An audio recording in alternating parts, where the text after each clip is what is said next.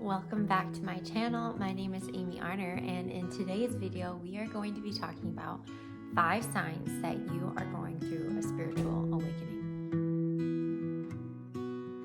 Number 1, you just feel like there's something more that you're here to do. Man, gosh, this one's probably the biggest one because this is just a feeling that I think can lead to so much darkness, so much confusion, so much pain. If you can't figure out why it is that you're feeling this way.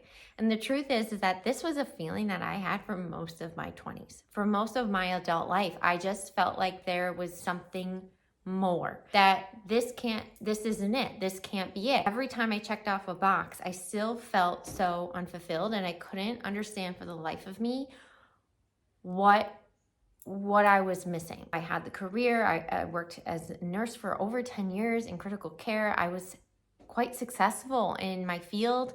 I got married. I was starting my family. We have a beautiful home. It was just like on the outside, my life was flowing exactly as it should. My life was going exactly as it should. But within me, I just couldn't get rid of this feeling that there was something more that I was here for. There was something more I was here to do. And what I didn't know until probably the last 2 or 3 years was just a sign that I needed to reconnect to my higher self, that I needed to connect back to spirit, and I needed to lean into my intuition and what my intuition was guiding me towards.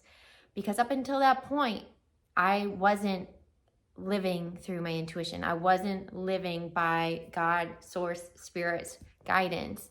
I was living by society's expectation, living by my family's expectation of what it was that I needed to do to be happy, to be successful, to be financially independent and responsible.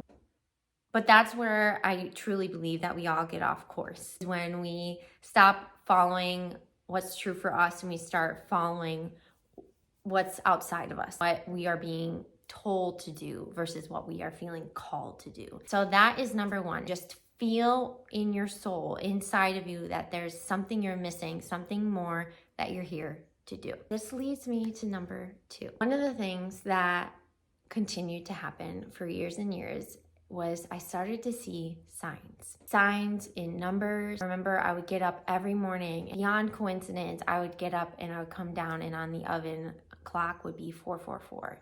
And I started to notice 1111. And I started to just recognize all of these synchronistic signs. As I developed this curiosity, I started to lean more into this feeling of there's something here, there's something more here that I'm here to do. There's this belief that I truly was connected to a higher power. I started to ask for signs. So I'd ask for animals. I'd ask to see certain numbers. I started to find that I asked, and very often I would receive. And sometimes I didn't, but I started to, lean into this idea that there really are these spirit, God, source is trying to communicate with me. It would be the times that I was really needing a sign, oftentimes when I was feeling really down and confused. And it really just helped me feel really supported and helped me feel like, no, I don't know exactly what's going on here. I don't know exactly where I'm going here, but I do feel like I'm being led. I do feel and believe and can sense that there is something bigger here at work. That was a huge sign for me, a huge comfort for me that, I was on a bigger path here. And number 3, you are going through a lot of pain,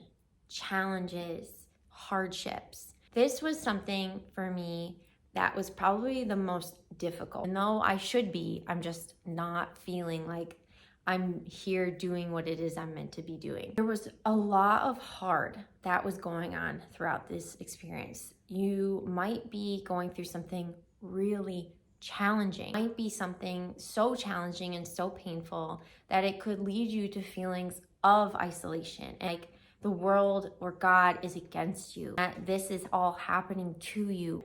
Really, what I have come to learn in hindsight is that all of these hardships that were happening throughout this time, that were happening in my career, happening in my marriage, happening in my family, it was all happening at once. But what I realized in hindsight, was that this was part of my spiritual awakening, because these situations were calling me to surrender to spirit and to surrender to what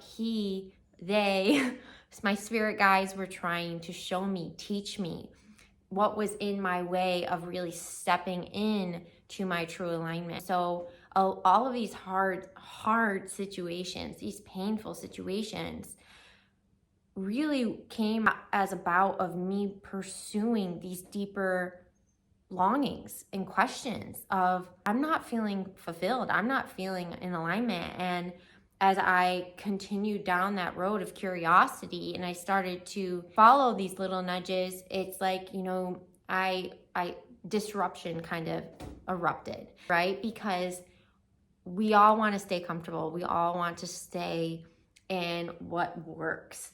But the problem with just staying what works is that oftentimes it works only because it hasn't been challenged. It was those times of my life where I really was starting to sort of push the edge, lean into those feelings within me, those signs that I needed to start following these intuitive nudges. And it brought about a lot of change, and it can be difficult and it can feel really lonely, especially if you are not so spiritual. For me, I come from a family that is very much not spiritual or religious, so it was very isolating. It was difficult for me to feel like I had people to talk to about these things that were going on in my life. That could be another big sign that you are actually indeed going through your own spiritual awakening, is that you are starting to face a lot of painful, hard situations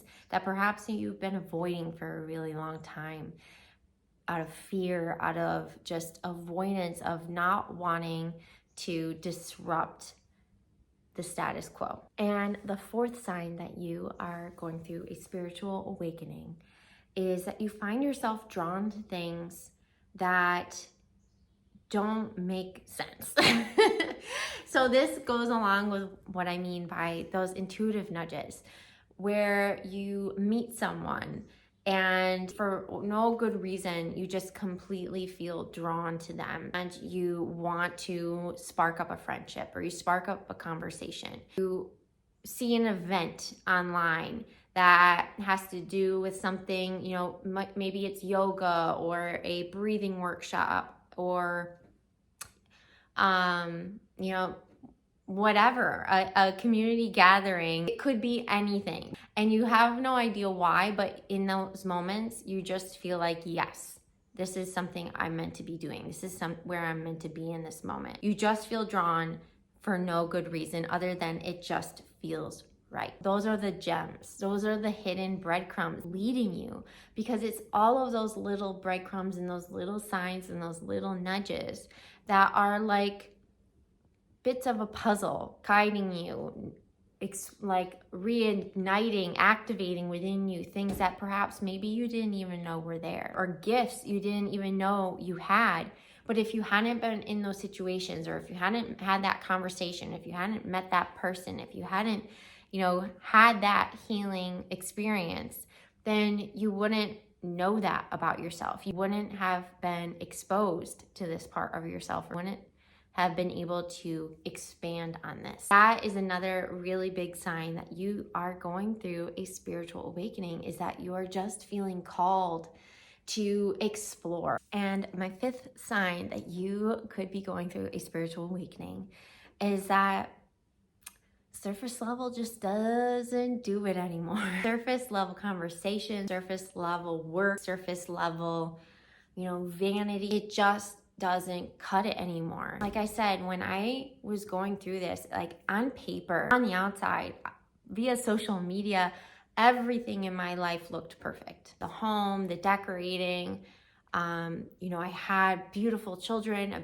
a handsome husband. I I had a good career. From everyone else's outside lens, everything looked great, and there was no reason why I shouldn't be happy. But on the inside, I felt empty. I felt lost and confused, and like I just didn't fit in. And what I found was it just wasn't cutting it anymore for me to just go hang out with the same old people talking about same old things. I didn't want to gossip. I didn't want to complain. I wanted to talk about the deeper issues. I wanted to talk about what was truly on my heart, and I wanted to spend my time on the things that were truly igniting me and filling me up, not the things that I was doing more for everyone else versus for myself. That is my last and fifth sign that you could be going through a spiritual awakening. Fit anymore. That this just doesn't feel good anymore. It's not going deep enough. Like, I'm not going deep enough. This is what I talk a lot about with my clients,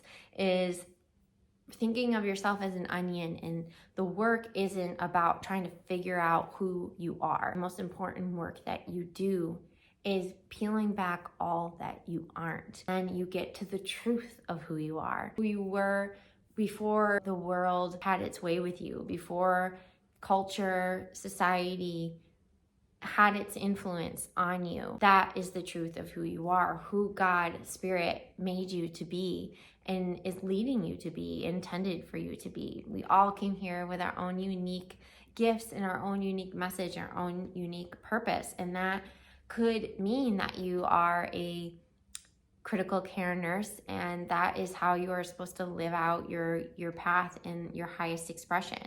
But it could also mean something completely different. It could mean being a stay-at-home mom. I don't know what that is for you, but it's really important that when we see these signs, or we start to feel like it is that we are being challenged, or that we perhaps could be going through a spiritual awakening, that we give ourselves the grace and the space to explore it, because nothing feels worse and nothing leads to more dis-ease than not feeling at ease and fulfilled within who we are and living out of our truth. So I hope that you found this video helpful.